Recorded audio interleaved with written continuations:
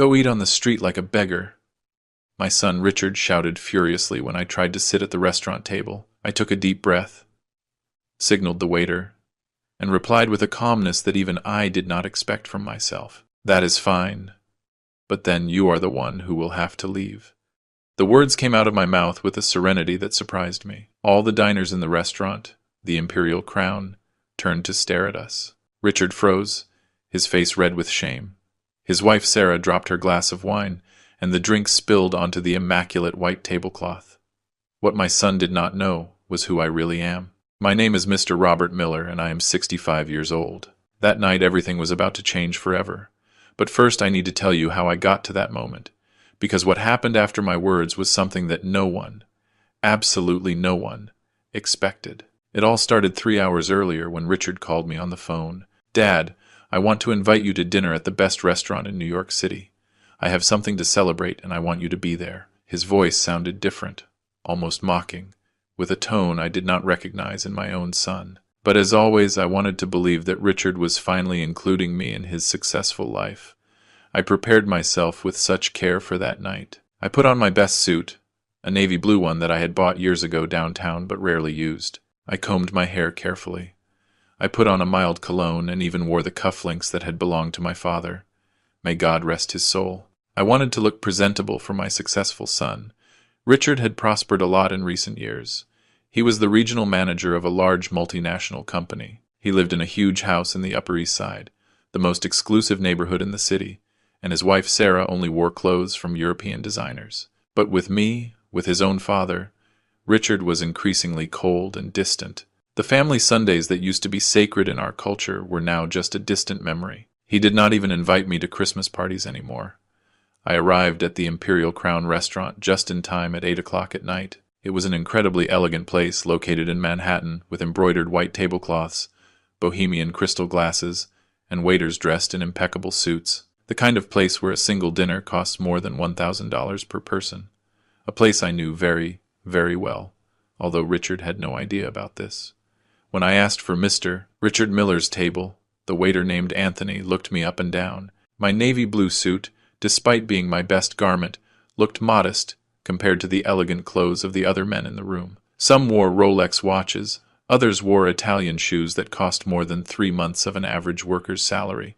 Of course, sir. Please follow me, Anthony said with a professional smile, although I could notice a glint of recognition in his eyes that he quickly hid.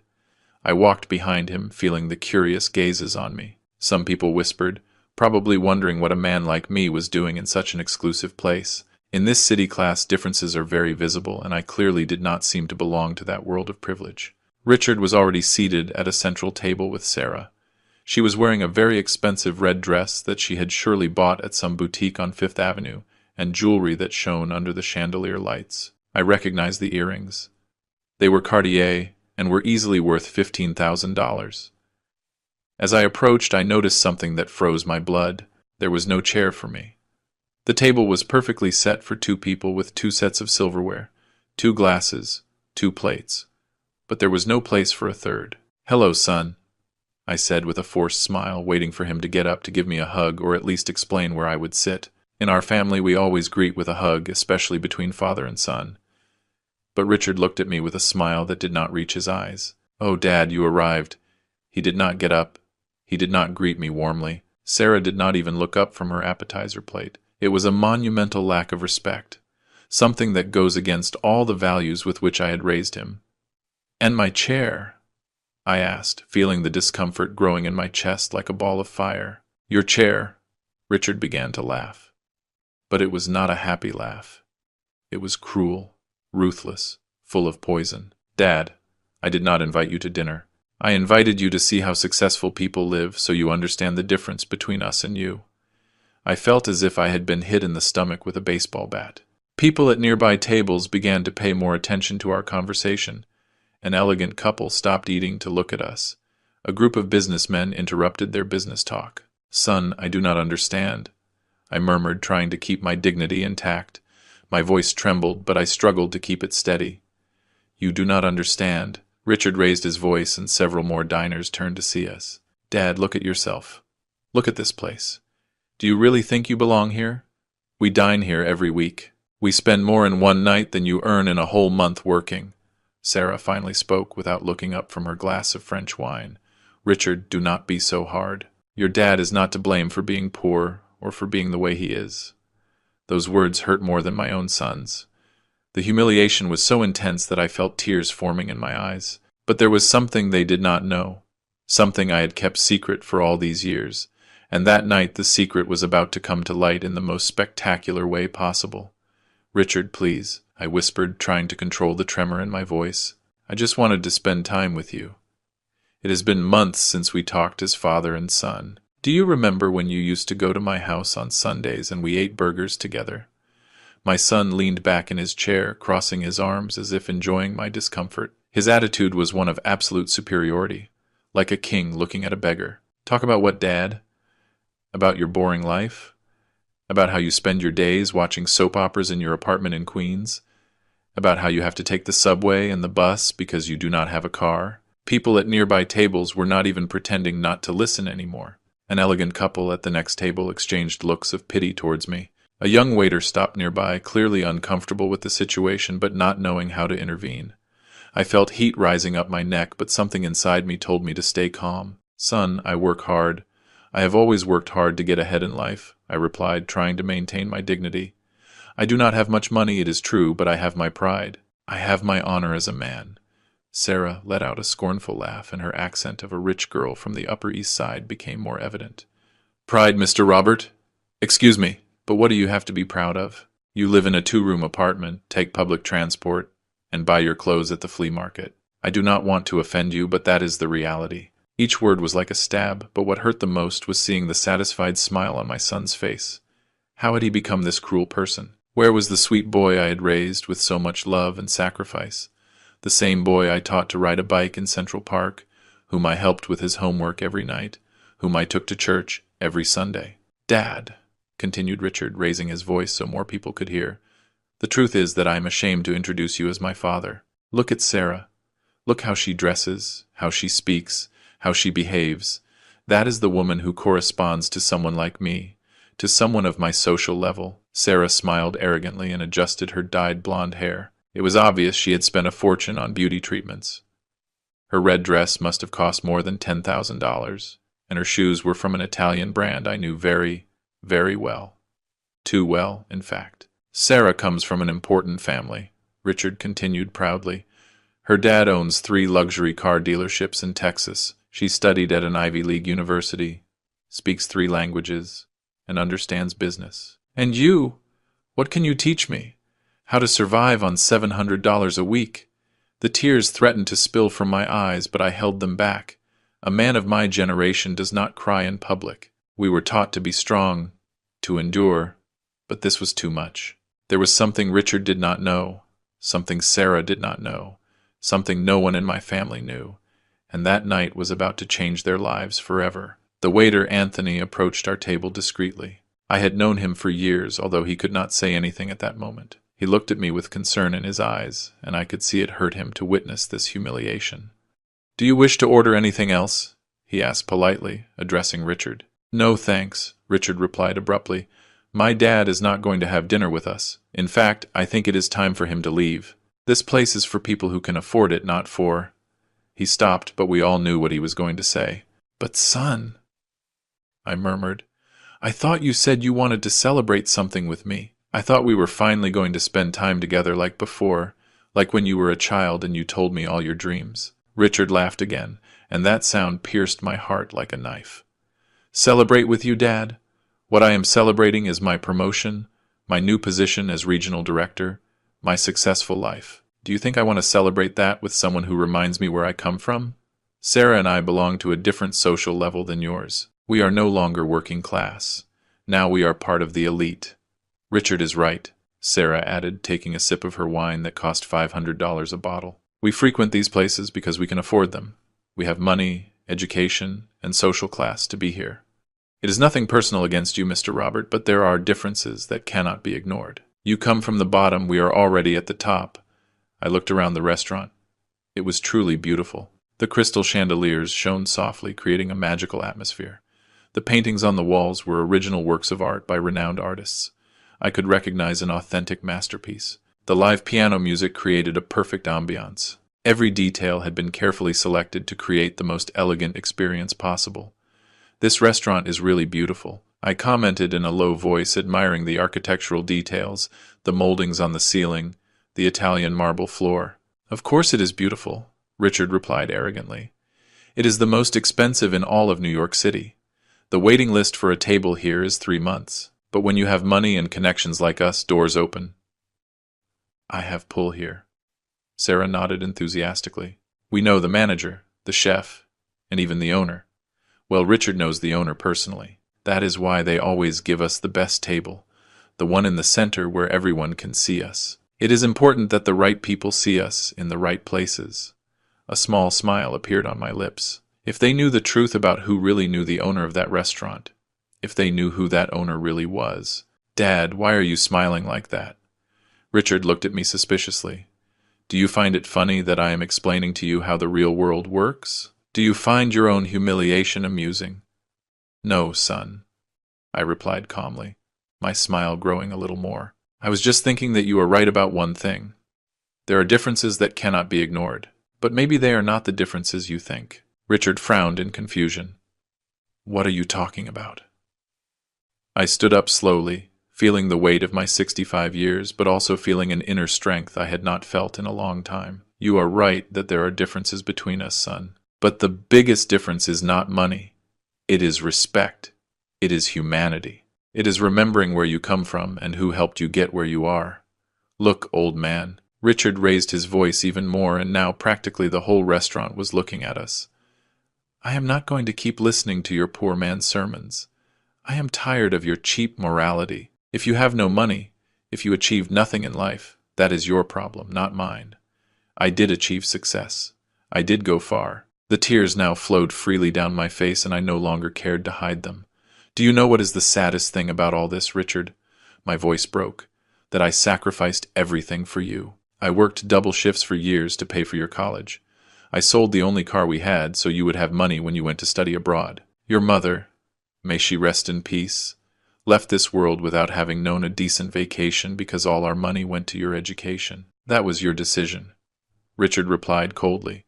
"No one forced you to make those sacrifices. And frankly, Dad, that was the minimum you could do as a father. It was your obligation to give me a good education," Sarah added, looking at her perfectly manicured nails. "Besides, Mr. Robert, you should be proud that your son has reached so high. Many parents of your social class would be happy for their sons to rise in life. Why do you have to make this so difficult? Why can you not simply accept your place, my place?" I repeated, feeling a mixture of sadness and something else, something that was growing inside me. It was not anger exactly, it was determination. "You are right, Sarah. Everyone must know and accept their place, and I think the time has come for everyone at this table to know exactly what our place is." I turned to Anthony, who had been observing the whole scene from a respectful distance. "Anthony, could you bring me a chair, please? I think after all I'm going to stay for dinner." Richard let out a cruel laugh. "Seriously, Dad, are you going to stay here and be embarrassed? Do you not realize you do not fit in? Look at your old suit, your worn shoes. This place has a dress code and you barely meet it." "Oh, I think I fit in perfectly here," I replied with a calmness that surprised even myself.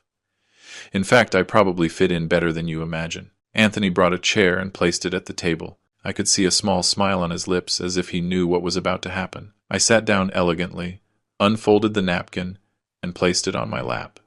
"Now, son, before you continue insulting me, let me ask you a question. When you said you know the owner of this restaurant, do you mean knowing him personally, or have you simply heard of him?" Richard hesitated for a moment. "Well, I have spoken to him a couple of times. He is a very important man, very private, but we know each other. He respects me because he knows I am an important customer who spends a lot of money here." "Interesting," I said, taking a sip of the water Anthony had served in my glass. "And what is the name of this important and private owner?" "His name is, well, everyone calls him Mr. Robert," Richard replied, and I could see a flash of doubt in his eyes. "Why do you ask?" The whole restaurant seemed to go silent. Even the piano music stopped for a moment. I looked my son directly in the eyes and said the words that would change everything. "How curious that you ask, son. Why is that, Mr. Robert?" "It is me." The silence that followed my words was deafening. Richard looked at me with his mouth open, his face going from the red of shame to the pale white of shock. Sarah dropped her fork, which clattered against the fine china plate with a sound that seemed amplified in the absolute silence of the restaurant. "What? What did you say?" Richard could barely articulate the words. His voice sounded like that of a small child, vulnerable and scared. "He was no longer the arrogant executive of a few minutes ago," I said. I repeated calmly, enjoying every second of this moment I had waited for so long, that I am the owner of the imperial crown. This restaurant with its embroidered tablecloths, its bohemian crystal glasses, its masterpieces on the walls, all this is mine. It has been for the last 15 years. Richard shook his head violently as if he could erase my words with the movement. "No, no, no, that is impossible. You live in an apartment in Queens. You take the subway. You buy your clothes at the market. I have given you money because I thought you needed it." A sad smile appeared on my face. "Yes, son, I accepted your money. Do you know what I did with it? I gave it to Anthony here present to help pay for his eldest daughter's college. Every dollar you gave me with pity I used to help someone who really needed it." Anthony, who had remained near our table, nodded with tears in his eyes. "It is true, young Richard. Mr. Robert is the most generous man I have known. When my wife needed emergency surgery 2 years ago, he paid for everything without me asking for anything. When my youngest son wanted to study music but we had no money for the conservatory, Mr. Robert got him a full scholarship." Sarah finally found her voice, although it sounded shaky. But this makes no sense. If you have so much money, why do you live like that? Why do you wear old clothes? Why do you take public transport?" I leaned back in my chair. I took the menu Anthony offered me and ordered without looking at it. "Anthony, please bring me the beef fillet with mushroom sauce, the one we prepare with mushrooms imported from Italy, and a bottle of the Chateau Margaux 1995, the one from the special cellar." Anthony smiled broadly. "Right away, Mr. Robert, the one from your personal reserve." As Anthony walked away, I looked at my son and daughter-in-law. "Why do I live like this?" "Because after your mother died, Richard, I realized something fundamental. She and I worked all our lives building this business. We started with a small food stand in the Bronx. Do you remember that, son? Of course not. You were very small." Richard remained silent, his arrogance completely evaporated. "Your mother and I worked from 5 in the morning until 11 at night. We saved every dollar. In 15 years we went from that food stand to owning 3 restaurants, then 5, then 10. And finally, 15 years ago, we bought this place. The imperial crown was a dream your mother and I shared." Tears began to roll down my cheeks. But this time they were not tears of humiliation. They were tears of memory, of love for the woman who was no longer here. "When your mother died 7 years ago, I was left with all this empire. 12 restaurants in total, 3 in New York, 2 in Chicago, 2 in Los Angeles, and the rest distributed in other cities. Do you know how much all this is worth, son? More than $50 million. Sarah choked on her wine. 50 million. Her voice was barely a whisper. "Yes," I continued, "but after your mother died, all that money seemed empty to me. I realized I had spent so much time building wealth that I forgot to build relationships, so I made a decision. I would live simply, modestly, to remember where I came from, to not lose touch with reality."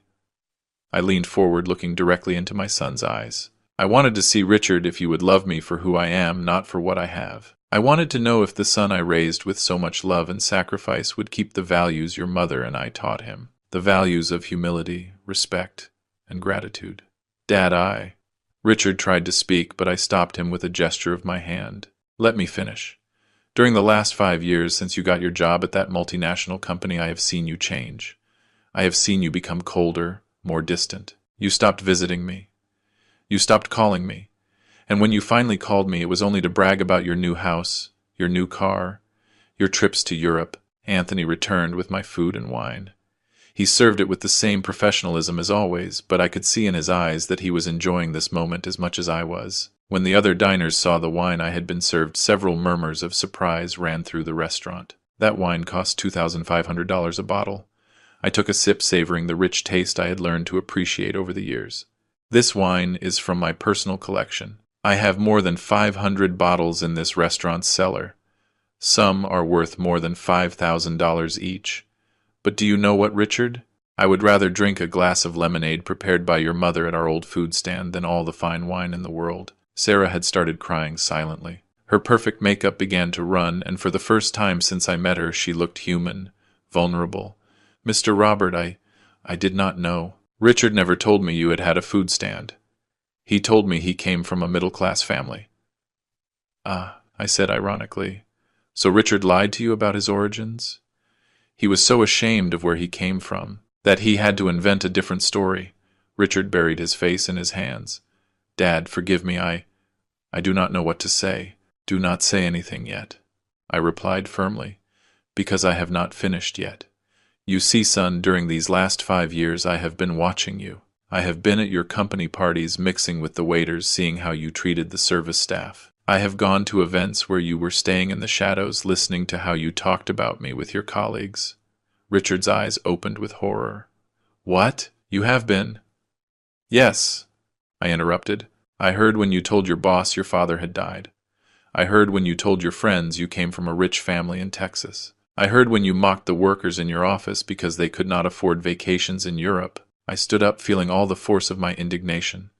And tonight, when you called me to invite me to dinner, I knew exactly what you were going to do. Anthony called me to warn me that you had made a reservation and that you had specifically told him to only set 2 places, that you wanted to humiliate me in front of your wife and in front of this whole restaurant. The restaurant manager, Oscar, approached our table.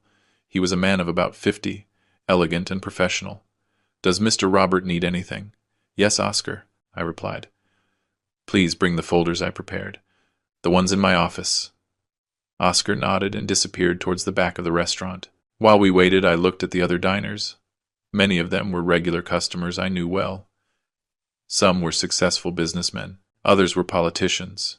Some were famous artists. They all dined at my restaurant regularly, and many knew me personally. Ladies and gentlemen, I said, raising my voice so everyone could hear, I am sorry to interrupt your evening, but I need you to witness something important. The whole restaurant went silent, all eyes fixed on our table. My name is Robert Miller, and I am the owner of this restaurant and 11 others.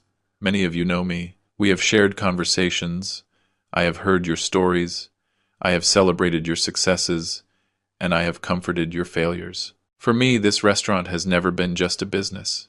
It is a community. I pointed to Richard. This is my son, Richard. Tonight he invited me here with the purpose of humiliating me, of making me feel inferior, of showing me that he had ascended the social ladder while I had been left behind. What he did not know was that everything he has, everything he is, he built on the foundations his mother and I laid with our work and sacrifice. Oscar returned with several thick folders. He placed them on the table in front of Richard. What is this? My son asked with a trembling voice. Open it, I ordered. Richard opened the first folder with trembling hands. Inside were legal documents, property deeds, financial statements. His eyes moved rapidly over the pages, and with every second that passed, his face became paler. This is your whole empire, he murmured. Yes, I confirmed.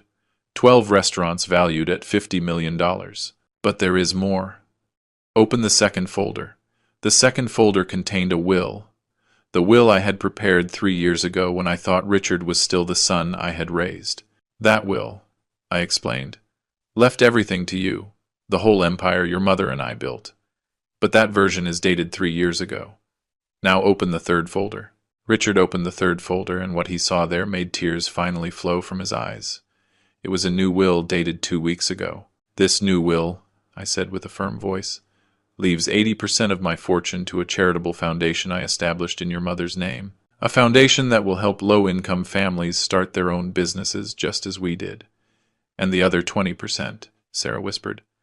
The other 20% will be divided among my loyal employees. Anthony will receive enough money to ensure his 3 children can finish college without worries. Oscar will receive enough to finally open the small restaurant he has dreamed of for years.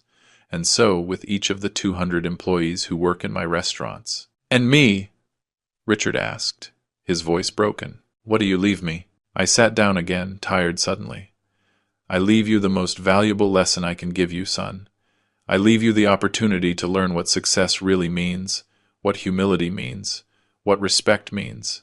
But, Dad, I have not finished. I interrupted him. However, there is something you should know. This new will is not activated yet. It is signed, but it has not been notarized. I have 30 days to decide whether to activate it or not. A flash of hope appeared in Richard's eyes. Does that mean that?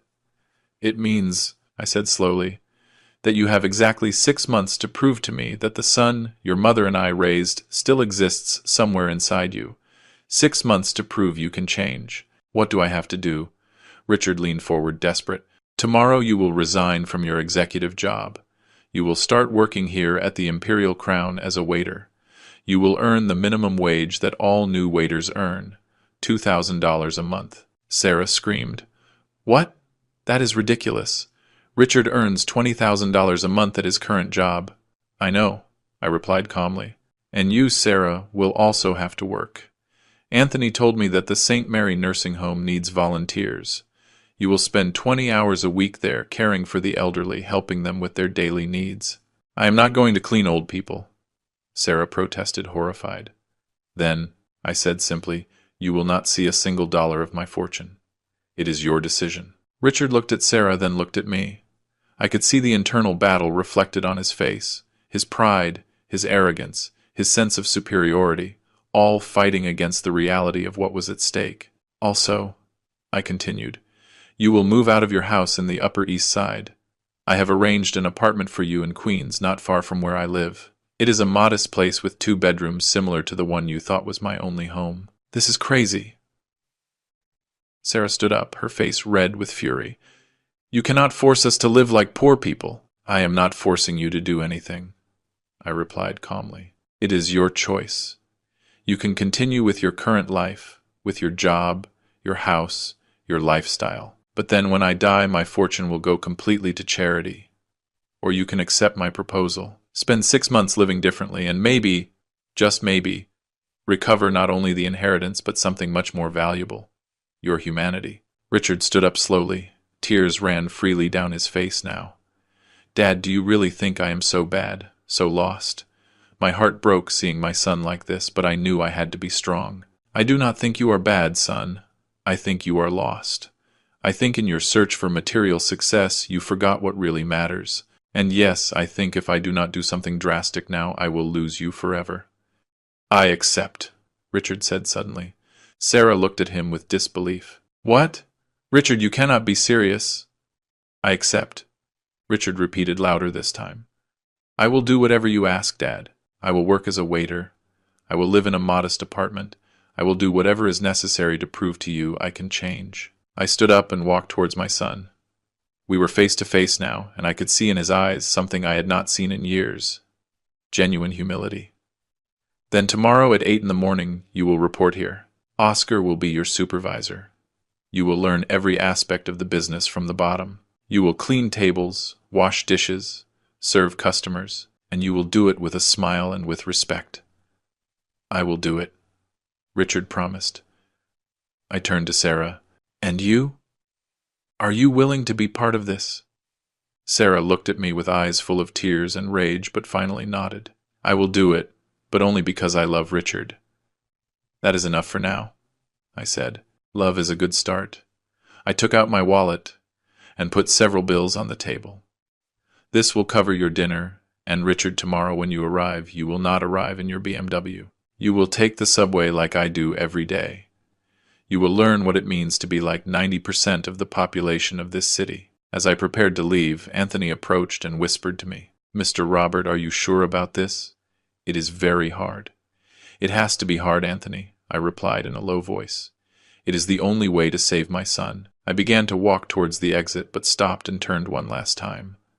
Oh, and one more thing. During these 6 months, you cannot tell anyone who I really am. Not your friends, not your previous colleagues, not the family. You will have to live with the shame of having a poor father just as you have done until now. Only this time it will be a conscious lie. Richard nodded, understanding the irony. I understand, Dad. As I walked out of the restaurant into the cold New York night, I felt an incredible weight on my shoulders. I had taken the first step in what would be the biggest challenge of my life, saving my son from himself. The next 6 months would determine if Richard really was capable of changing, or if I had lost him forever. But at least now there was hope, and sometimes hope is all a father needs.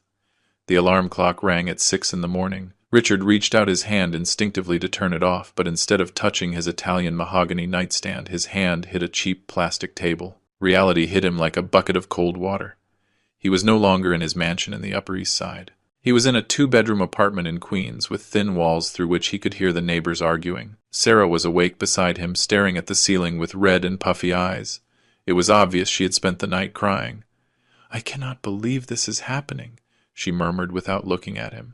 "Yesterday we had everything. Today we are poor." "We are not poor," Richard replied, although his voice lacked conviction. "We are just living differently, temporarily." Temporarily. Sarah finally looked at him, and her eyes were filled with resentment. "Richard, it is 6 months. 6 months of my life living in this horrible place, working with old people who probably smell bad while you wash dishes. And what if in the end your father decides to disinherit you anyway? What if all this is for nothing?" Richard had no answer. That same question had kept him awake most of the night. He got out of bed, a standard double bed that was microscopic compared to his previous king size, and walked to the small bathroom. The mirror was stained.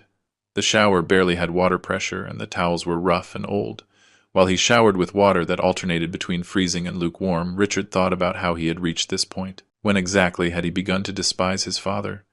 When had he started to be ashamed of his humble origins? He could not remember a specific moment. It had been gradual, like a slow poison infiltrating his soul. He put on the uniform Oscar had given him the night before. Cheap black pants, a white polyester shirt, and uncomfortable black shoes. He looked in the mirror and barely recognized himself. The executive in the Armani suit had disappeared. In his place was a common waiter. "How do I look?" he asked, coming out of the bathroom. Sarah looked him up and down, and for a moment he saw something in her eyes. Was it contempt? Disappointment? "You look different," was all she said. It was not exactly a compliment. At 7:30, Richard left the apartment and walked to the subway station. It had been years since he took public transport. He forgot how crowded it was during rush hour. Bodies pressed against bodies, the smell of sweat mixed with cheap perfume, street vendors shouting, musicians playing out of tune, songs hoping for a few coins. While the car shook and swayed, Richard held onto the metal pole and looked around. An older woman carried heavy shopping bags. A high school student studied for an exam, his book balanced precariously in one hand. A man in work overalls slept standing up, clearly exhausted from his night shift. This was the reality of millions of people, a reality he had conveniently forgotten. He arrived at the Imperial Crown at 7:55 in the morning. Oscar was already there along with Anthony and 5 other waiters. "Good morning, Richard," Oscar said formally. "Welcome to your first day. Here there are no executive titles, no private offices, no assistants. Here there is hard work and customers to serve." "I understand," Richard replied, trying to sound humble. Oscar studied him for a moment. "Really? We will see. Anthony will be your trainer for the first 2 weeks. You will do exactly what he tells you, without complaints, without excuses. Understood?" "Yes, sir." The words felt strange in his mouth. It had been years since Richard called anyone sir. He was the one who received that treatment. Anthony approached. His expression was neutral but professional. "Follow me, Richard. I will show you how everything works." The next few hours were a brutal revelation. Richard learned to fold napkins into elaborate shapes, something that took practice and patience. He learned to carry multiple plates at once without spilling anything, a skill that required balance and concentration. He learned that memorizing complex orders without writing them down was an art form. "Good waiters," explained Anthony, "can remember orders from 5 different tables without getting confused. Great waiters can remember 10. But the hardest lesson came when the restaurant opened for lunch. Richard was assigned to a section of 4 tables. His first table was a middle-aged couple who looked like tourists. "Good afternoon," said Richard, trying to smile. "Welcome to the Imperial Crown. My name is Richard, and I will be your waiter this afternoon." The man barely looked at him. "Bring us water, with ice. And do not take long." There was no please. There was no basic courtesy, just a dry order. Richard felt a pang of irritation, but swallowed his pride. "Right away, sir."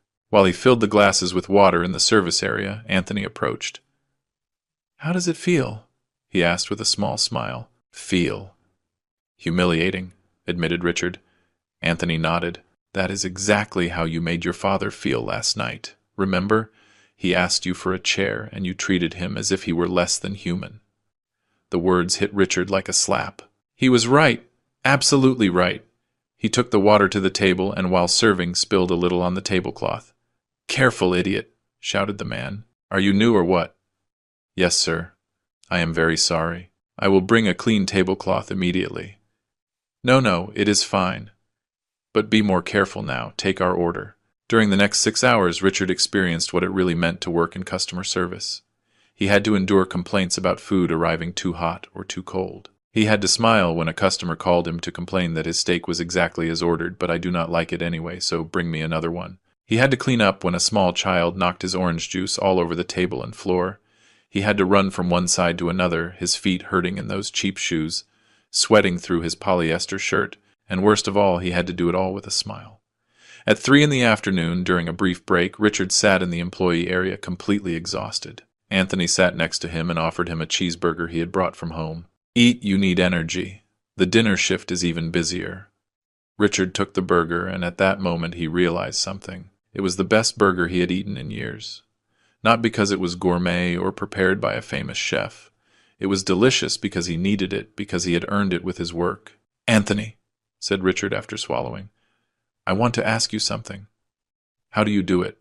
How do you stand people treating you like that day after day?" Anthony shrugged. "At first it was difficult, but then I learned something important. The way people treat me does not define my value as a person.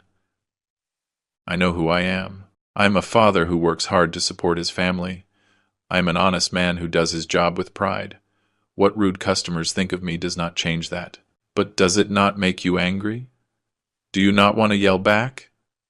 "Of course," admitted Anthony. "But then I think of my children. I think of how Mr. Robert helped me when I needed it most. I think that this job allows me to give my family a decent life, and that makes it all worth it." Meanwhile, in another place in the city, Sarah was having her own revelation. The St. Mary nursing home was not what she expected. She had imagined a depressing and dirty place full of senile old people who did not even know their own names. Instead, she found a clean and cozy place with well-kept gardens and bright rooms decorated with family photographs. The director, a woman named Teresa, received her warmly. "Welcome, Sarah.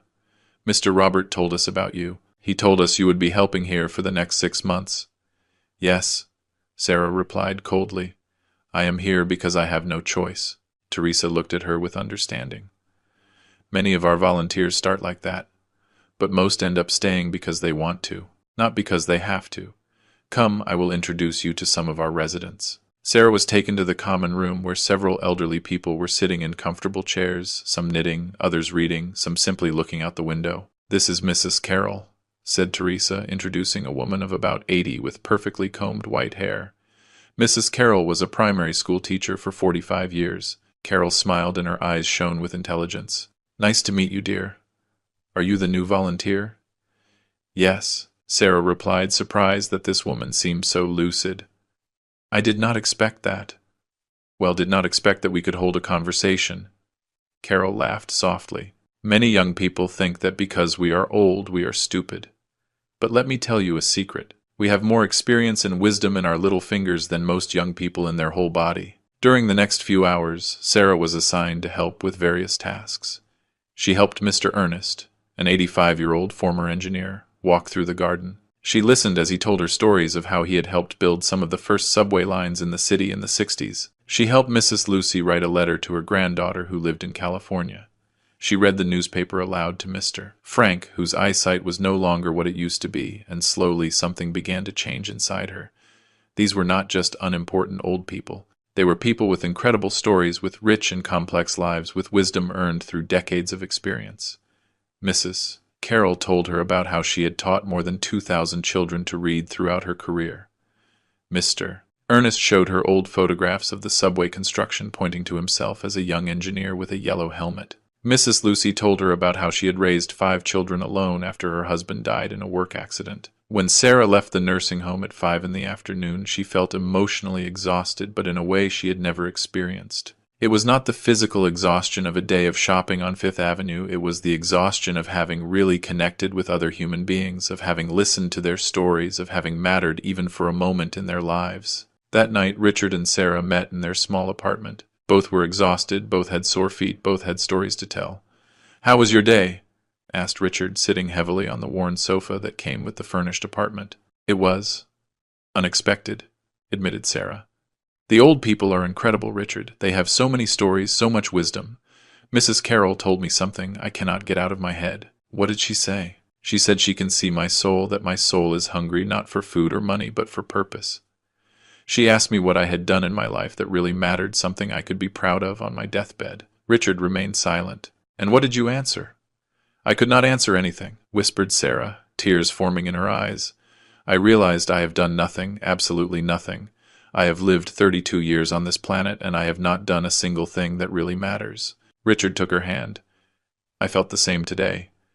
When Anthony gave me that burger during the break, when he treated me with kindness despite how I have treated him in the past, I realized something. He is a better person than me. He earns a fraction of what I earned, but he is richer in the things that really matter." They sat in silence for a moment, holding hands in that small and modest apartment. Outside, they could hear the sounds of the city, sirens wailing, children playing basketball in the street, a couple arguing in the apartment next door. "Sarah," said Richard finally, "I have to confess something. When my dad proposed this, I thought I would only have to endure 6 months, pretend I had changed, and then I could go back to my previous life. But today I realized something." "What?" "I realized I do not want to go back to being the person I was." That person was empty, full of money and possessions, but completely empty inside. Sarah looked at him, and for the first time in years, she really saw him. She did not see the successful executive with the expensive suit. She saw the man she had chosen to love, the man who was somewhere under all the layers of arrogance and pretense.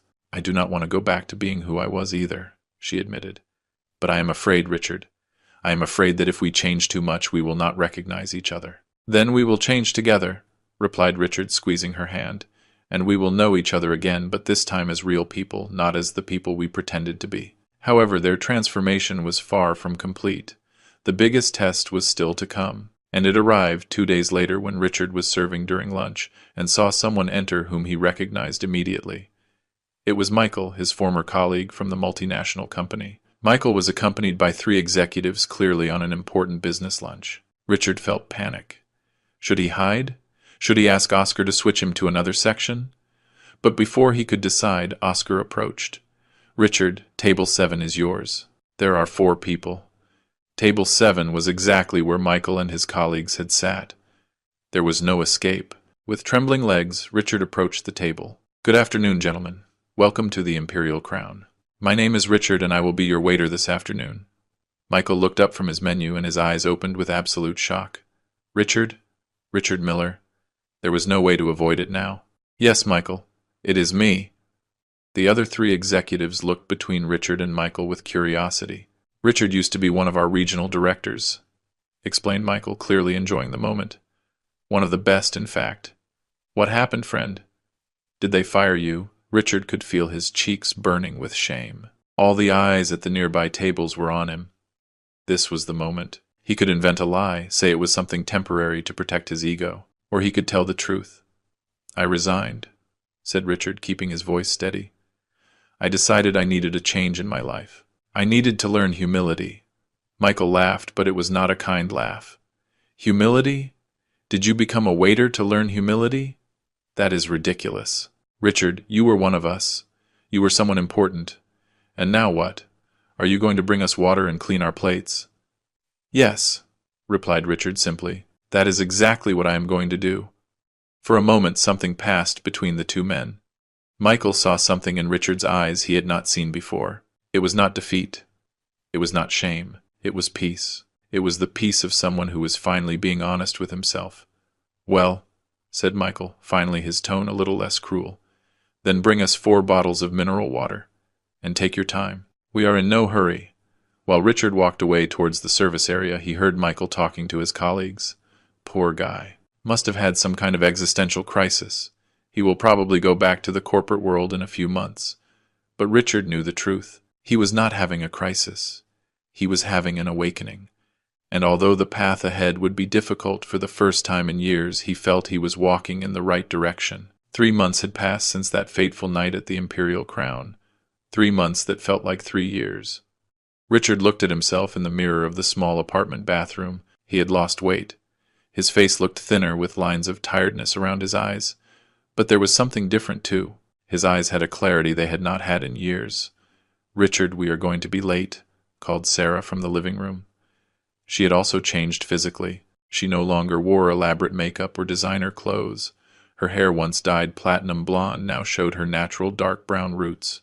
She wore simple jeans and a cotton blouse, and she was more beautiful than ever. While they walked together towards the subway station, Richard took her hand, which was something they had not done in years.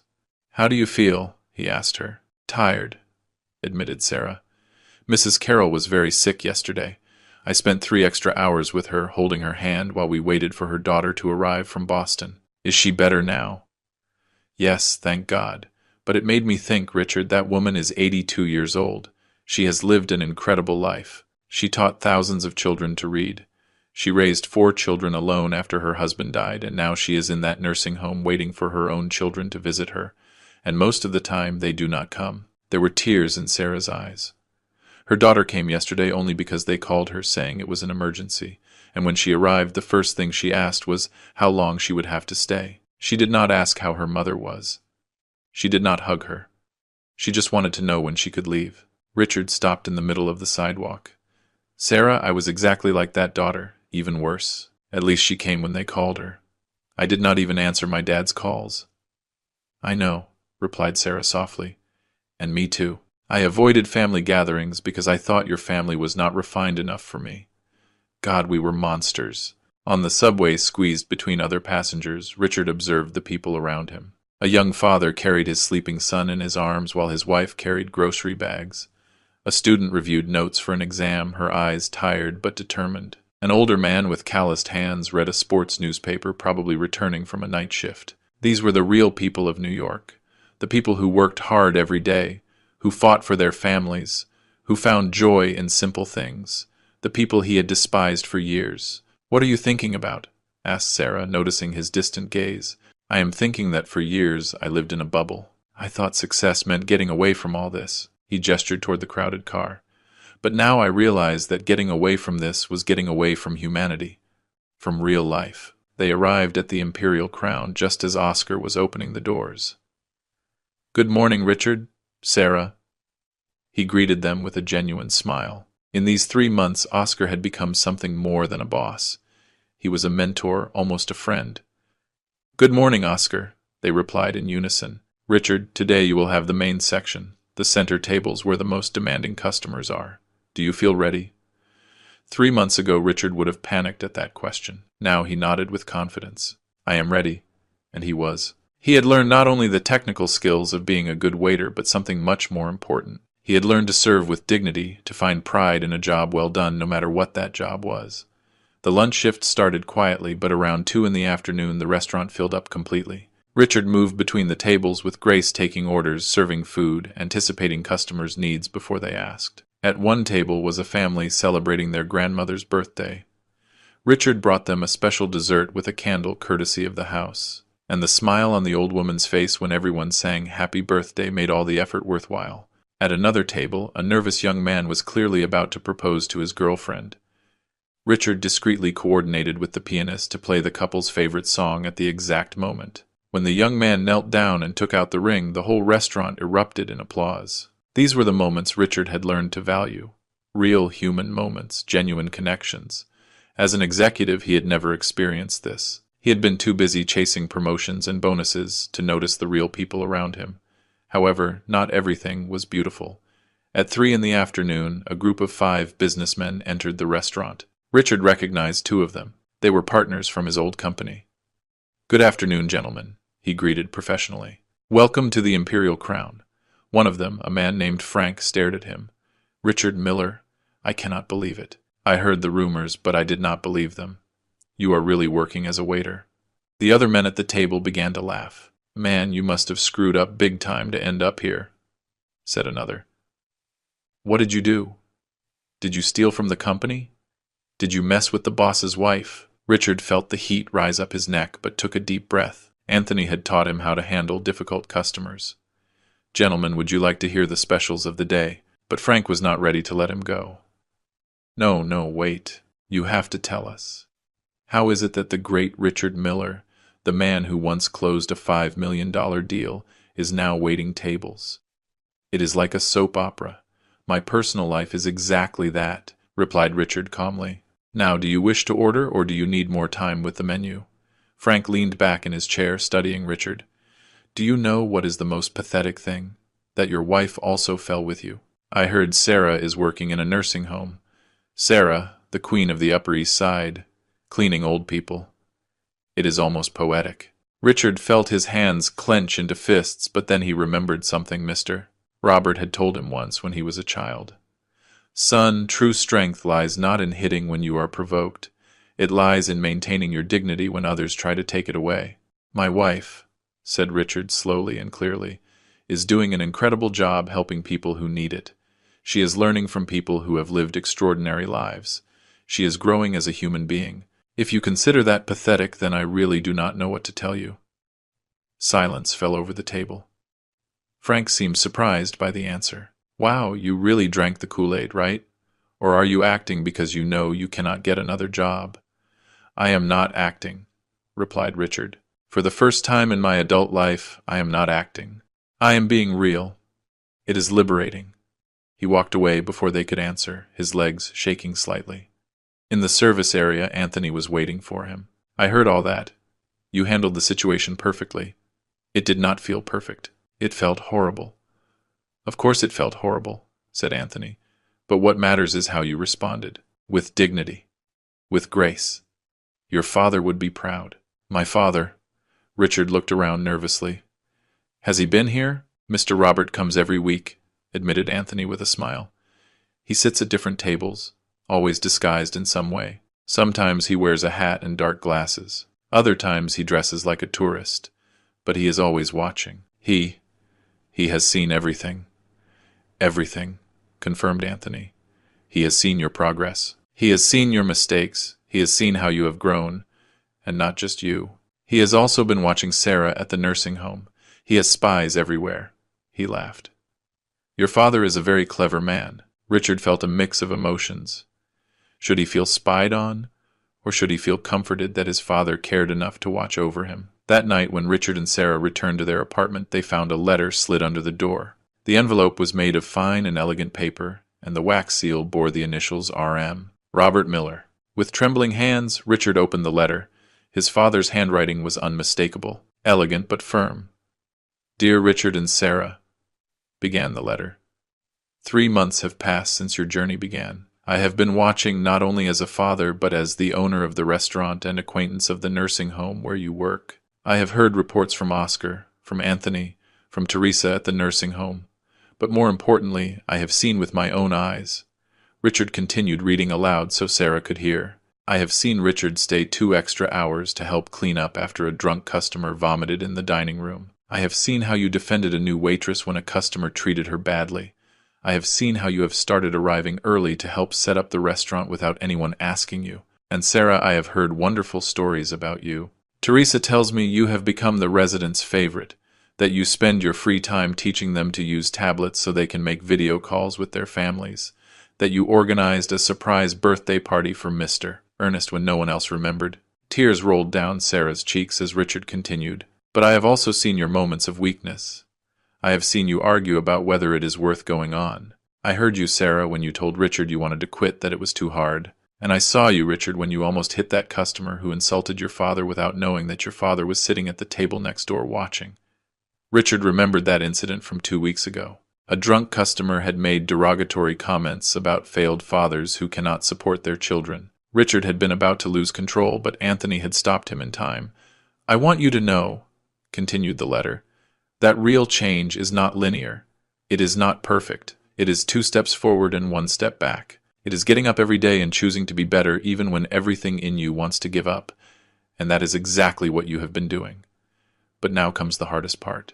The next 3 months will be harder than the first 3, because now that you have tasted this new lifestyle, now that you have started to change, the temptation to go back to the old will come. The comfort of your previous life will call you. Your old friends will pressure you. Society will try to convince you to return to normality.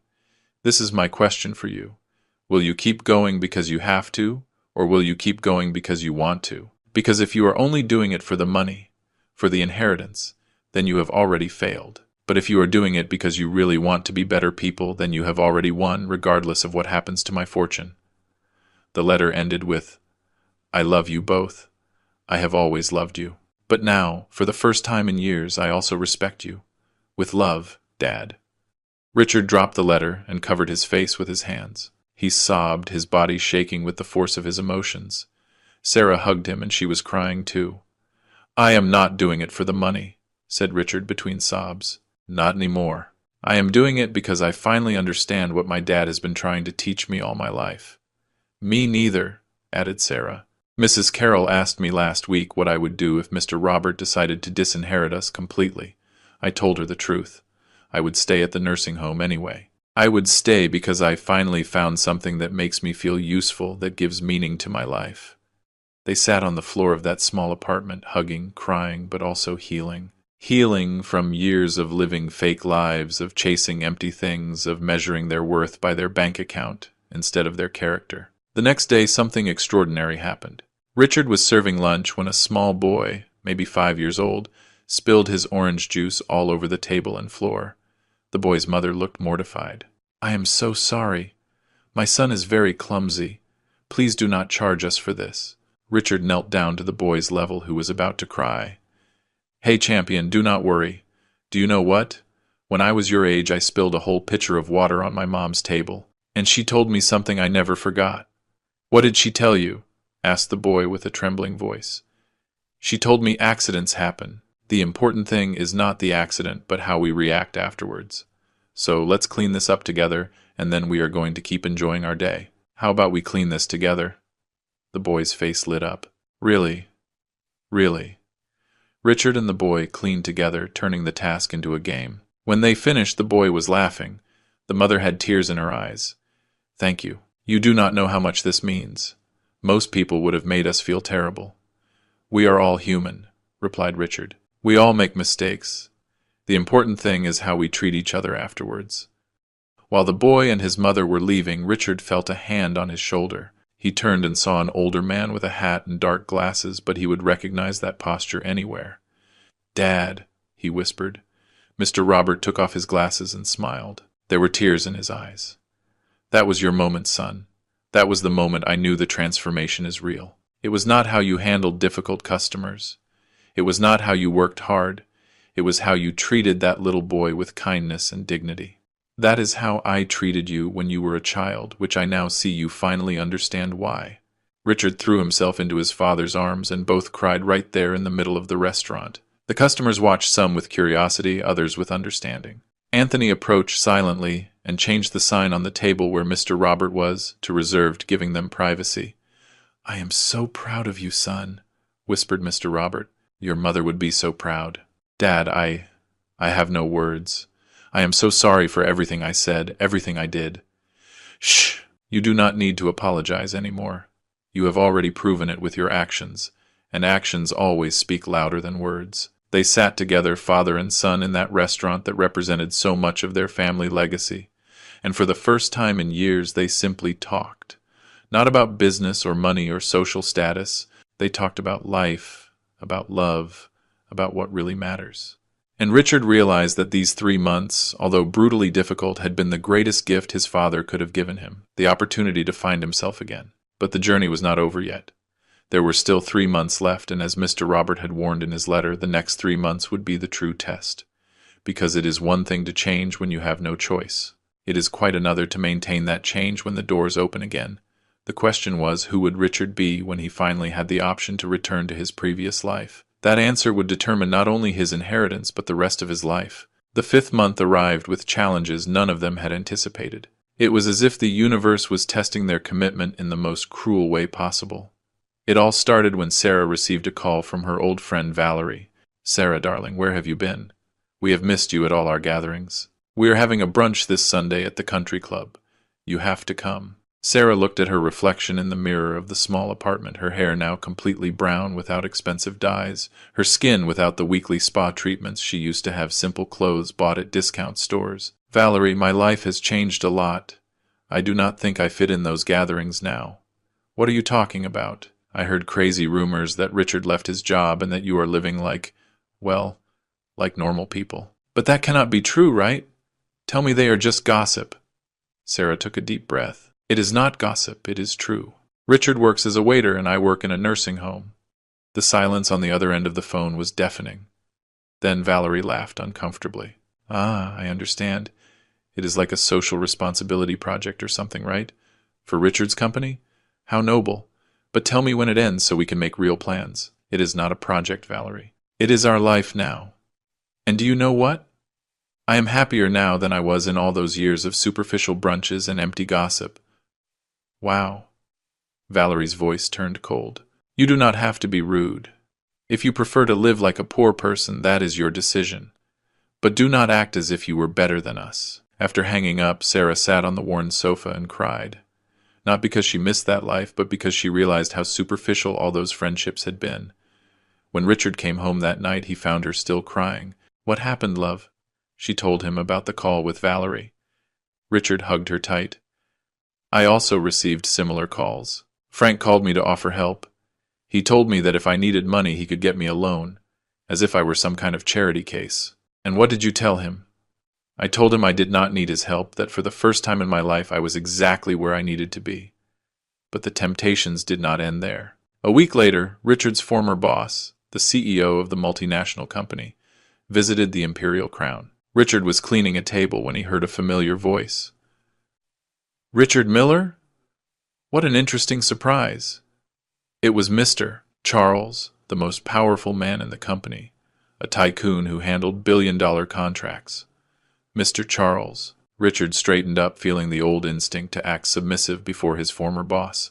But then he realized he no longer worked for this man. I need to talk to you. Richard looked at Oscar, who nodded, giving him permission. He sat down, feeling strangely at peace. I have been following your situation, began Mr. Charles. It is fascinating, really.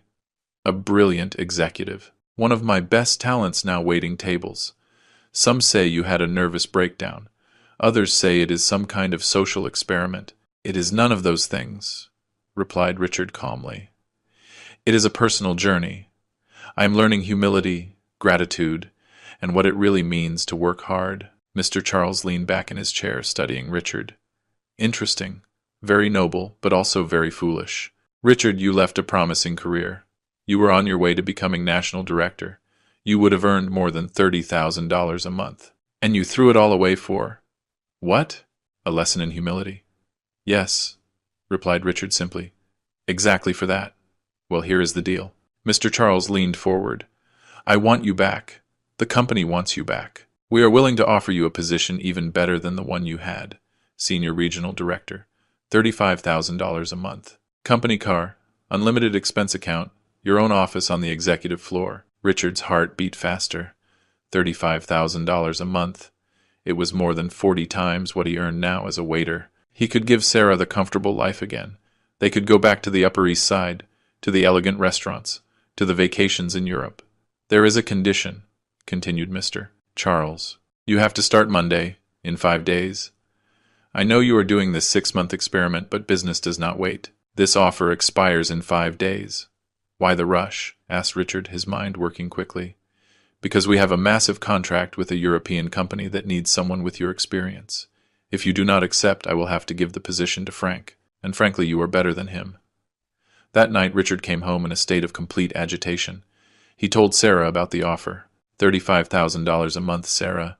We could get out of this place. We could have our life back. Sarah looked at him with serious eyes. Do you want our life back? I do not know. I mean, do you not miss living comfortably? Do you not miss not having to worry about money? Do you know what I miss? Replied Sarah. I do not miss anything about that life. I miss the person I used to be when we were young and newly married. When we lived in an apartment even smaller than this, and we were happy. I miss the man who loved me for who I was, not for how I looked on his arm at social events. Sarah, that is not fair. It is not fair. Richard, we have to finish these 6 months, not for your father's money, but because we need to prove to ourselves that the change is real. If you accept that job now, all this will have been for nothing. But it is $35,000 a month. Richard sounded desperate. Think of what we could do with that money. Yes, we could do a lot, said Sarah sadly. We could buy many things, but would we be happy? Would we be better people? Or would we simply go back to being who we were, empty, arrogant, and miserable, despite all our wealth? Richard stayed awake all night, staring at the ceiling, thinking. Mr. Charles's offer was tempting, incredibly tempting. But then he thought of Anthony, who worked long hours for a fraction of that salary, and was happier than Richard had ever been as an executive. He thought of Mrs. Carroll, who lived with almost nothing but had a wealth of experiences and wisdom. He thought of his father, Mr. Robert, who had built an empire but chose to live modestly so as not to lose touch with his humanity. And he thought of the boy who had spilled the orange juice and how that simple act of kindness had made him feel more satisfied than any $1,000,000 deal. The next day, Richard went to find Mr. Charles at his office. The secretary was surprised to see him. Richard Miller is here to see Mr. Charles, she announced over the intercom. Mr. Charles received him with a big smile. Did you make your decision? I knew you would see reason. Let me call Human Resources to start the paperwork. Mr. Charles, interrupted Richard. I came to thank you for your offer, but I have to decline. Mr. Charles's smile faded. What? Are you turning down $35,000 a month to remain a waiter? Yes, said Richard firmly. Because what I am learning now is worth more than any amount of money. You are crazy, said Mr. Charles, shaking his head. Completely crazy. Do you know how many people would kill for this opportunity? I know 6 months ago I would have been one of those people, but I am not that person anymore, and that is something money cannot buy. As Richard walked out of the corporate building, he felt something extraordinary. Relief. Pure and simple relief. He had faced the greatest possible temptation and had chosen the right path, not because he had to, but because he wanted to. That night when he told Sarah what he had done, she cried with joy. I am so proud of you, so incredibly proud. I could not have done it without you, admitted Richard. You reminded me who I want to be. But the universe had one last test in store for them. A week later, Sarah received a call from the nursing home.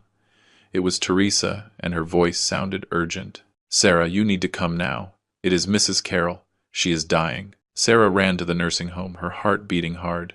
When she arrived at Mrs. Carroll's room, she found the old woman in her bed, surrounded by medical machines. Her breathing was weak and labored. Mrs. Carroll's daughter was there, but she was talking on the phone about work, barely paying attention to her dying mother. Mrs. Carroll, whispered Sarah, taking the old woman's hand. Mrs. Carroll's eyes opened slowly, and a small smile appeared on her lips. Sarah, my child, you came. Of course I came. I am always going to come when you need me. Mrs. Carroll pointed weakly towards her daughter, who was still on the phone. Her. She does not understand. She spent her whole life chasing money. She forgot what matters. Shh, do not strain yourself, said Sarah, tears falling down her cheeks. But you understood, continued Mrs. Carroll with difficulty. You arrived here thinking you were superior. But you learned. You learned that we are all equal. We all need love. We all need purpose. You taught me that, said Sarah. You and everyone else here taught me what really matters in life. Mrs. Carroll squeezed Sarah's hand weakly. Sarah, promise me something. Promise me you will never forget these lessons. That you will never go back to being the person you were. I promise, sobbed Sarah. I promise with all my heart. Good. Mrs. Carroll closed her eyes, her smile still on her face. Then, I am ready. I can go in peace knowing I helped save a soul. Mrs. Carroll passed away peacefully that afternoon with Sarah holding her hand. Her daughter hung up the phone only when the machines began to make that continuous, flat sound, indicating the heart has stopped. Why did you not tell me it was so urgent? She shouted at Teresa. I called you 3 hours ago, replied Teresa calmly. You chose to stay in your work meeting. Mrs. Carroll's daughter looked at Sarah, who was still holding her mother's hand, tears running down her face. And at that moment something changed in the daughter's expression. She saw what she had lost. She saw what she had sacrificed in her pursuit of success, and it was too late. That night Sarah told Richard about Mrs. Carroll. She made me promise I would never forget the lessons I learned here. And I will not, Richard, never. No matter what happens with your father's inheritance. No matter if we end up rich or poor, I will never go back to being who I was. Me neither, promised Richard. And you know what? I do not even care about the inheritance anymore. What we have gained in these months is worth infinitely more than any amount of money. It was only 2 weeks until the 6 months were up, 2 weeks for Mr. Roberts' final evaluation. But for Richard and Sarah, the evaluation no longer mattered. They had already gained something much more valuable than money. They had regained their souls. They had recovered their humanity. They had found themselves. And in a corner of the nursing home, observing everything discreetly, was Mr. Robert. He had heard about Mrs. Carroll's death. He had heard how Sarah had been there until the end, while the old woman's own daughter had barely paid attention. He had heard about how Richard had rejected the offer of $35,000 a month. His son and daughter-in-law had passed all the tests, not because they had to, but because they had genuinely changed. But Mr. Robert had one last test prepared, one that none of them would see coming. A test that would determine not only if they had changed, but if that change was permanent. And that test would arrive in exactly 1 week, just before the full 6 months were up. It was a test that would put everything at stake one last time. And Richard and Sarah's answer would determine not only their financial future, but the entire legacy of the Miller family. Exactly 3 days before the 6 months were up, Richard received a sealed envelope in his locker at the restaurant. The wax seal with the initials RM made him know immediately who sent it. Richard and Sarah, the letter read. I invite you to dinner on Friday night at 8 p.m. at the Imperial Crown. It will be our last meeting before the final evaluation. Come dressed as you are. You do not need to impress me with fancy clothes. I just need to see you as you are now. With love, Dad. Friday arrived faster than they expected. Richard put on his cleanest jeans and a simple shirt. Sarah wore a simple dress she had bought at a local market for $20. As they walked towards the restaurant, their hands intertwined, both felt butterflies in their stomachs. Are you nervous? Asked Sarah. Terrified, admitted Richard, but not about the money. I am terrified of disappointing my dad again. You will not disappoint him, Sarah assured him. You are no longer the person who disappointed him 6 months ago. When they arrived at the Imperial Crown, Anthony greeted them at the door with a huge smile. Mr. Robert is waiting for you in the private room. And let me tell you something, I have never seen him so excited. He guided them through the main restaurant, where several of the waiters and cooks stopped to greet Richard. In these 6 months he had become one of them. Not just a co-worker, but a friend. The private room was elegant but cozy. Mr. Robert was sitting at the head of a beautifully decorated table. When he saw Richard and Sarah enter, he stood up, and tears were already shining in his eyes. My children, he said with a broken voice. Look at you, so different and so the same at the same time. Richard ran to his father and hugged him tight. Dad, we have finished the 6 months. Well, almost. 3 days are missing, but we have done everything you asked. I know I have been watching every step of the way. Mr. Robert pulled away and looked at both of them. Sit down, please. We have a lot to talk about. Once seated, Mr. Robert began. These 6 months were designed to be the hardest test of your lives. And they were right. Richard and Sarah nodded. But they were also the most transformative, added Sarah. They changed us in ways we never imagined possible. Exactly, smiled Mr. Robert. And now I must tell you something that will change your perspective on everything that has happened. He leaned forward, his eyes shining with a mixture of pride and amusement. Every challenge you faced, every temptation, every test, I orchestrated them all. Richard blinked in confusion. What do you mean? Valerie's call to Sarah. I asked her to call. I told her exactly what to say to test if Sarah had really left behind her superficial life. Sarah gasped. Did Valerie work for you? Not exactly worked for me, but I asked her for a favor. And curiously, she felt terrible after the call. She called me crying, saying she had been so cruel to you that she realized how empty her own life was. In fact, she is now a volunteer at the same nursing home where you work. And Mr. Charles? Asked Richard slowly, beginning to understand the magnitude of his father's manipulation. Mr. Charles is my friend of 30 years, admitted Mr. Robert. I asked him to offer you that impossible-to-refuse job. I needed to know if you would choose money or your principles. And you chose your principles. I am so proud I have no words. Richard did not know whether to feel angry or impressed. Dad, that was massive manipulation. Yes, it was, accepted Mr. Robert without regret. But it was necessary. You see, son, anyone can behave well when there is no alternative. The true measure of a man is how he behaves when he has choices. And you chose correctly every time. He stood up and walked towards a wall of the private room where there was a large painting covered with a cloth. Now let me show you something. He removed the cloth, revealing a beautiful painting. It was an oil painting of Richard, Sarah, and Mr. Robert, but there was something special about it. In the painting was also the image of a beautiful dark-haired woman smiling from the background. "Your mother," whispered Richard. "Yes." Mr. Robert gently touched his wife's image. "This painting was commissioned 6 months ago, the day after that terrible dinner. I told the artist to paint how I hoped our family would look after the transformation. And look at you, it came true." He turned to them, tears running down his cheeks. "Your mother would be so proud when she was dying. Her biggest fear was not leaving me. It was leaving you, Richard, knowing you had become someone she did not recognize. Someone arrogant, cruel, who had forgotten where he came from." "Dad, I am so sorry," sobbed Richard. "I know, son. And now let me fulfill the promise I made to your mother on her deathbed. I promised her I would find a way to save you, to bring back the son we raised with so much love. And I did." Mr. Robert took a large envelope out of his jacket. "This is the new will, the definitive one, and I want to read it in front of you now." He opened the envelope and began to read. "I, Robert Miller, in full possession of my mental faculties, declare that I leave my restaurant empire, valued at $50 million, as well as all my properties and savings, to my son Richard Miller and his wife Sarah." Richard and Sarah looked at each other, stunned. "But Dad, I thought you were going to donate everything to charity." "Let me finish," smiled Mr. Robert. "However, this inheritance comes with permanent conditions. First condition: Richard will work in the restaurants, but not as a distant executive.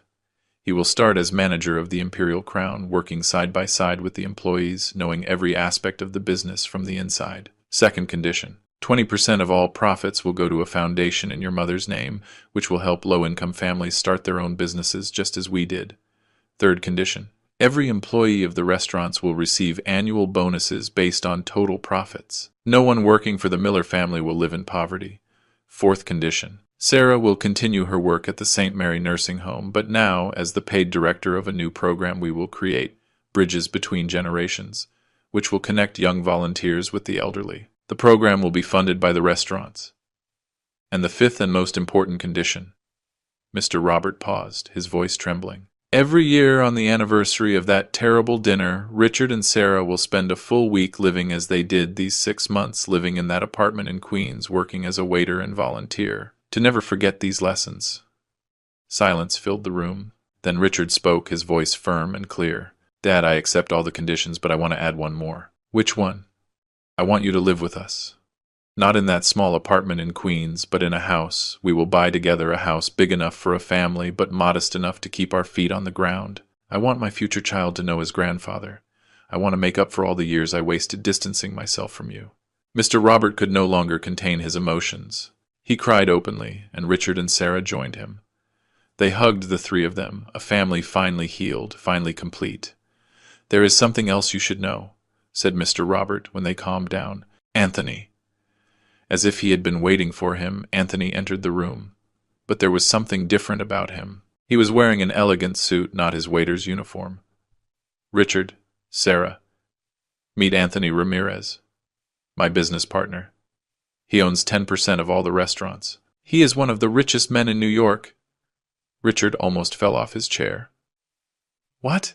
Anthony is a millionaire."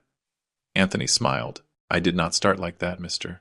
Robert gave me my first opportunity 20 years ago when I was nobody, and during these 6 months my job was to be your guide, your living example of what it means to work with dignity and humility regardless of how much money you have in the bank.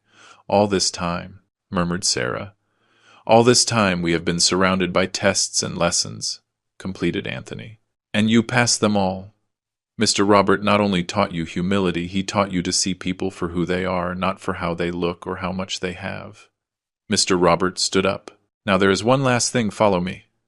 He led them back to the main dining room of the restaurant, where they were surprised to see it was full of people. But they were not ordinary customers. There were all the employees of the Imperial Crown.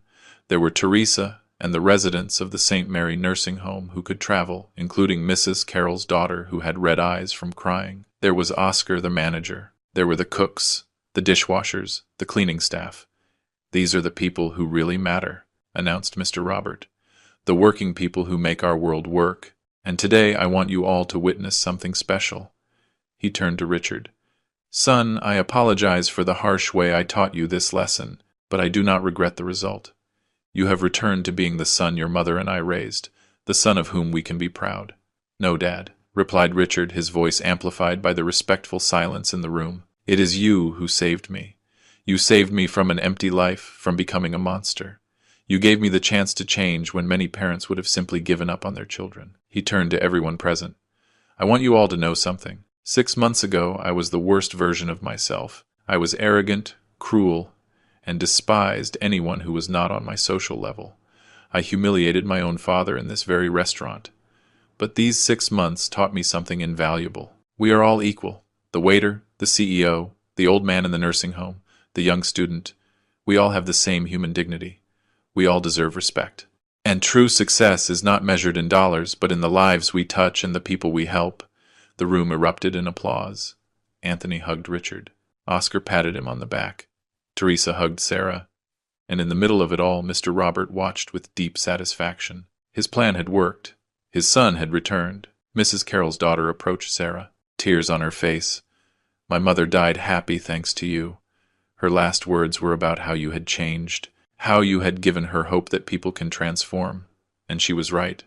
I am also changing. I resigned from my corporate job. I am going to spend more time with my own family before it is too late." "Mrs. Carroll was a teacher for all of us," replied Sarah, hugging her. "Her legacy will live on through everyone she touched." Not a celebration of wealth or status, but a celebration of humanity, of transformation, of second chances. They ate together, rich and poor, young and old, all as equals. And while Richard watched his father laughing with Anthony, while he saw Sarah talking animatedly with the nursing home residents, he realized something profound. True wealth was never in his father's bank account. It was always in relationships, in human connections, in love and mutual respect. 6 months after that celebration, Richard and Sarah were in the park with his father. Mr. Robert was pushing a stroller where his newborn granddaughter Helen slept, named after her grandmother. "Do you know what I think?" said Richard, watching his daughter sleep. "What?" "I think when Helen grows up, we will tell her this story. We will tell her how her father was a terrible man who learned to be better. We will teach her that it is never too late to change. And we will teach her," added Sarah, "that money is a tool, not a goal. That real success is measured in how we treat others." Mr. Robert smiled, his eyes moist. "Your mother would be so happy. She always said family was the most important thing. Now we finally have a real family again." As they walked together through the park, a united and healed family, Richard reflected on the incredible journey he had taken. From arrogant executive to humble waiter, from ashamed son to proud heir, from empty man to loving father. And all because his father loved him enough to give him the hardest lesson of his life. The lesson that a person's true worth is not in what they have, but in what they give. Not in how they are treated, but in how they treat others. And above all, that family, respect, and humility are treasures that no amount of money can buy. The story of Richard and Mr. Robert became a legend in New York City. The Imperial Crown is now known not only for its excellent food, but for its fair labor practices and its commitment to the community. Sarah's Bridges Between Generations program expanded nationally, connecting thousands of young people with the elderly, creating understanding between generations. And every year, faithfully, Richard and Sarah spend a week living in that small apartment in Queens, working as a waiter and volunteer. Not because they have to, but because they want to. It is their annual reminder that they are never too far from forgetting what really matters. Little Helen, now 6 years old, often asks her dad why they do this every year. And Richard always answers her, "To remember my love, to remember that we are all equal, that we all deserve dignity, and that money should never change who we are in our heart." Mr. Robert, now 72 years old, continues to visit his restaurants daily, greeting every employee by name, asking about their families, sharing his wisdom. And when asked what his greatest achievement in life is, he never mentions the $50 million restaurant empire. He always says, "My greatest achievement was saving my son. The rest is just money." Did you like this story of transformation and second chances? If these life stories inspire you and make you reflect, it would be wonderful if you subscribe to the channel not to miss more tales like this. Each story we share has the power to change perspectives and remind us of what truly matters in life. Let me know in the comments. Have you ever had to learn a difficult lesson that changed your life? What do you think about Mr. Roberts' method? Was it too harsh or necessary? I would love to read your reflections. And if this story touched your heart, consider sharing it with someone who needs to remember that it is never too late to change, that humility is a virtue, and that the true value of a person is not measured in their bank account. Remember, true wealth is not in what you have, but in who you are and how you treat others. See you in the next story. See you soon. Did you enjoy my story? What a journey it has been. I truly wonder, what would you have done if you were in my shoes? Would you have chosen silence to keep the peace, or would you have done what I did to reclaim your dignity? Let's meet in the comments below. I'm so curious to hear your thoughts. I'm reading every single one. Which city are you listening from tonight? If my story resonated with you, you can support me and help me bring more stories like this to the world by sending a super thanks. Your sweet support means the world to me and allows me to continue this journey with all of you. On the screen now, you can see 2 new life stories that I highly recommend you watch next. There are so many more on my channel, each with its own lessons and triumphs. Don't forget to subscribe and click the notification bell so you never miss a new chapter. Thank you for being here with me. Until the next story, with love and respect.